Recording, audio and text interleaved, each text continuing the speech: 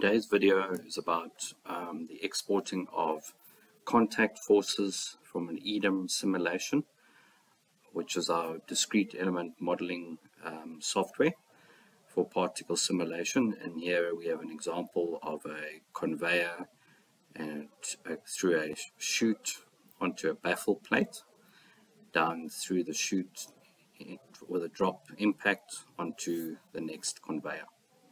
So the simulation has been run with set parameters, and now we're going to go ahead and export the results to SimSolid, which is our meshless technology. So the first step is to set the start time step as well as the end time step. That's set to 2 seconds and 10 seconds respectively.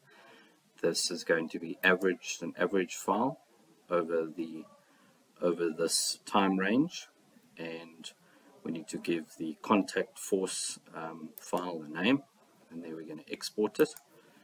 So we just give it a name,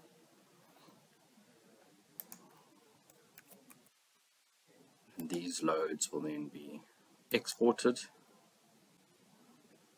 Once the export is complete, go to close. We then go to SimSolid,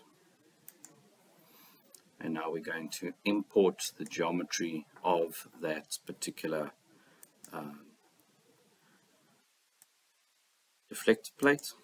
And this deflector plate is a fabrication, as you can see here, bent plate with gussets and a hinged gusset plates here for the mounting position.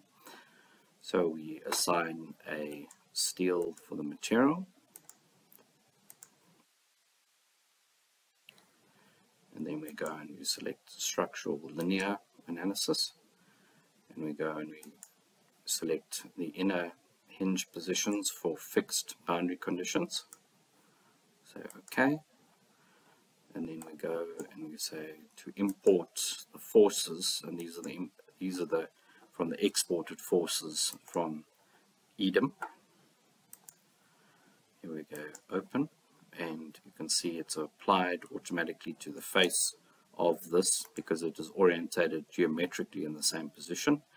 And here you can see we have X, Y, Z coordinates with X, Y, Z forces for each particular position of a particle that was impeding onto the plate, so the contact forces.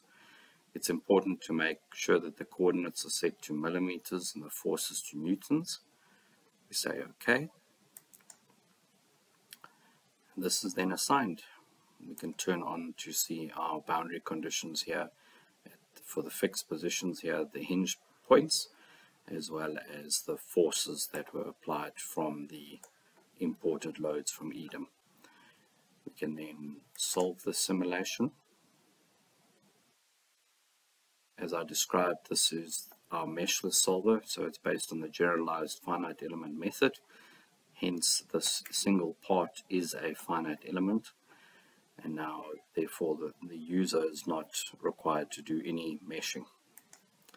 So now we view the displacements, and then, of course, as expected, the maximum von Mises stresses are in the region of where the boundary conditions are because it's fixed. So we can see the deflected shape, and as well as view the animation from the side to see the bending of this, acting similar to a cantilever.